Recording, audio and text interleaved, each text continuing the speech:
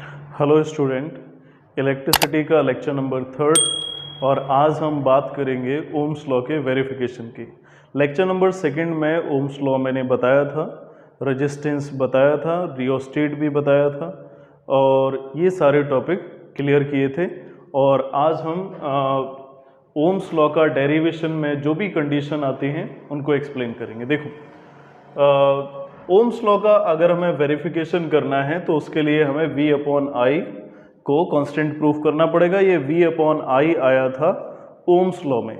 Ohms law में एक condition पड़ी थी, potential difference applied between the two point is directly proportional to the electric current passing through the body at constant temperature. तो उससे आया था V proportional to I and V is equal to IR, then R is equal to V/I। तो वहाँ से निकाल लिया था V/I is equal to R।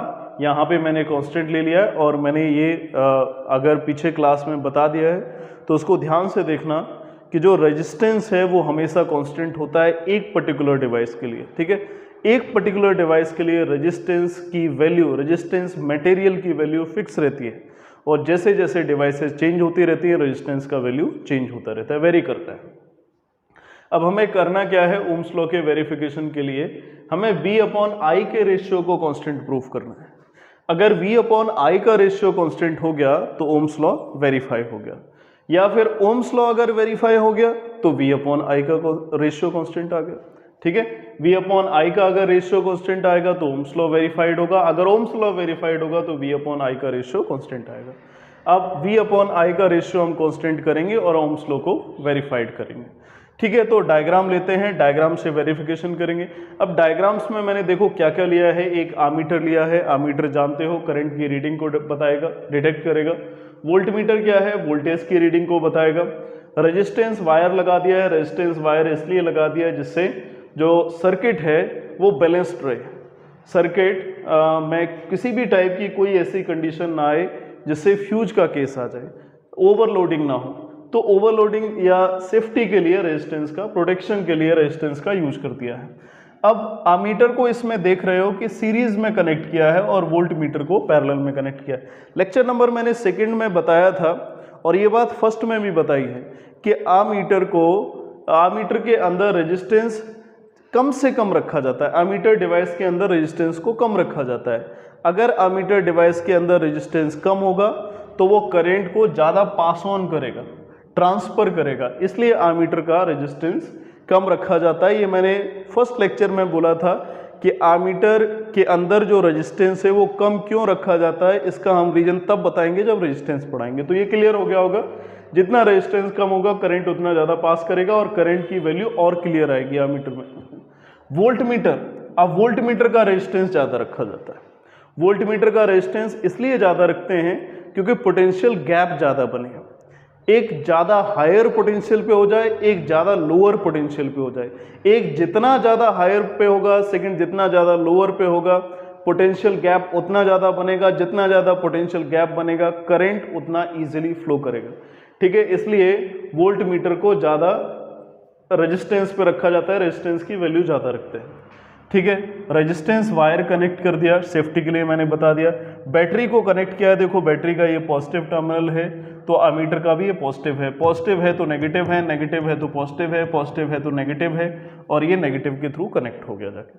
ठीक है, ये तो सर्किट का एक्सप्लेनेशन हो गया। अब इसमें सर्किट में एक्टिविटी कैसे होती है ये हम बताते हैं। देखो ये एक जॉकी है जिसको हम स्लाइडिंग कॉन्टैक्ट बोलते हैं। ठीक है, ये स्लाइडिंग कॉन्टैक्ट है, ये रियोस्टेट है। रियोस्टेट क्या करता है कि ये एक ऑटोमेटिक डिवाइस की तरह बिहेव करता है या फिर किसी भी डिवाइस को ऑटोमेटिक बना देता है। ऑटोमेटिक का मतलब अगर किसी भी डिवाइस में करंट ज़्यादा फ्लो कर रहा है तो ये करंट के फ्लोइंग रेट को कम कर देगा। अगर करंट कम फ्लो कर रहा है तो करंट के फ्लोइंग रेट को ये बढ़ा देता है। अब हम एक्टिविटी पे आ जाते हैं। एक्टिविटी की बात करते हैं। तो ये बैटरी है, बैटरी से जैसे ही करंट जाएगा आमीटर में जाएगा, वोल्टमीटर में जाएगा, रेजिस्टेंस से पास करता हुआ इस रियोस्टेट तक जाएगा। ये स्लाइडिंग कॉन्टैक्ट है यानी जॉकी है। तो सबसे पहले जॉकी को मैंने यहाँ पे लगा दिया। जॉकी मूवेबल है। अब जॉकी को यहाँ पे सेट कर दिया तो देखो यहाँ से करंट जाएगा। अब यहाँ से करंट पास करता हुआ जब जाएगा तो जॉकी को इस पॉइंट पे टच कराया, तो अब जॉकी जो है कनेक्ट करने के बाद अब इस पूरे सर्किट के अंदर जो रेजिस्टेंस का वैल्यू है यानी रियोस्टेट का जो पार्ट है वो बहुत कम है। ठीक है, इस पूरे सर्किट के अंदर रियोस्टेट का भी पार्ट बहुत कम है, क्योंकि रियोस्टेट ये बना है, देखो रियोस्टेट का सर्किट ये बना है, ये सर्किट बना हुआ है और इस सर्किट में रियोस्टेट का पार्ट बहुत छोटा है। रियोस्टेट का पार्ट बहुत छोटा है, इसका मतलब करंट का जो अमाउंट है वो लार्ज होगा। मैंने क्या बताया था कि अगर रियोस्टेट कम होगा तो करंट ज़्यादा फ्लो करेगा, यानी रियोस्टेट का वैल्यू कम होने का मतलब रेजिस्टेंस का वैल्यू कम हो गया। अगर रियोस्टेट यानी रेजिस्टेंस ज़्यादा हो जाएगा तो करंट कम फ्लो करेगा, और करंट जो है वो डिपेंड करता है वोल्टेज पे। अगर करंट की वैल्यू कम होगी तो वोल्टेज की भी वैल्यू कम हो जाएगी। ये ओम्स लॉ से समझा था कि वोल्टेज डायरेक्टली प्रोपोर्शनल होता है इलेक्ट्रिक करंट के। ठीक है, अब आ जाते हैं, देखो तो यहाँ से करंट पास करता हुआ जाएगा और ये करंट यहाँ से जॉकी के थ्रू कनेक्ट जो रेजिस्टेंस है रियोस्टेट है उसके थ्रू पास करता हुआ सर्किट को कंप्लीट करेगा, यानी करंट नेगेटिव टर्मिनल तक पहुँच जाएगा। अब जो करंट जा रहा होगा, जॉकी को मैंने यहाँ पे फिक्स कर दिया होगा, जॉकी का बहुत छोटा पार्ट सर्किट से कनेक्ट है, इसका मतलब रेजिस्टेंस जो होगा उसका अमाउंट कम इन्वॉल्व होगा सर्किट के अंदर। अब रेजिस्टेंस अगर कम होगा तो इसका मतलब है कि करंट की वैल्यू ज़्यादा होगी। करंट की वैल्यू मैंने सपोज कर ली कि 2 एम्पियर है और वोल्टेज की वैल्यू मैंने सपोज कर ली 4 वोल्ट से। इसको हम I1 और V1 दे देते हैं, हमें एक रीडिंग मिल जाएगी। इसके बाद हम करेंगे कि जॉकी को थोड़ा मैंने और मूव करा दिया और शिफ्ट करा दिया अवे, यानी राइट साइड में और शिफ्ट करा दिया। अब इसके बाद इस पॉजिटिव टर्मिनल से फिर से करंट जाएगा, अमीटर ये है जो करंट की रीडिंग को लेगा, वोल्ट मीटर वोल्टेज की रीडिंग को लेगा, और यहाँ से देखो अब देखो रेजिस्टेंस का वैल्यू और ज़्यादा हो गया रियोस्टेट के अंदर। अगर रेजिस्टेंस का वैल्यू अब ज़्यादा होगा तो इसका मतलब करंट का मैग्नीट्यूड और कम होता जाएगा। तो मैंने सपोज किया करंट का सेकेंड वैल्यू आ गया 1 एम्पियर। अब 1 एम्पियर आ गया तो जो वोल्टेज की रीडिंग है वोल्ट मीटर से जो मेज़र करेंगे वो वैल्यू आ जाएगी 2 वोल्ट्स।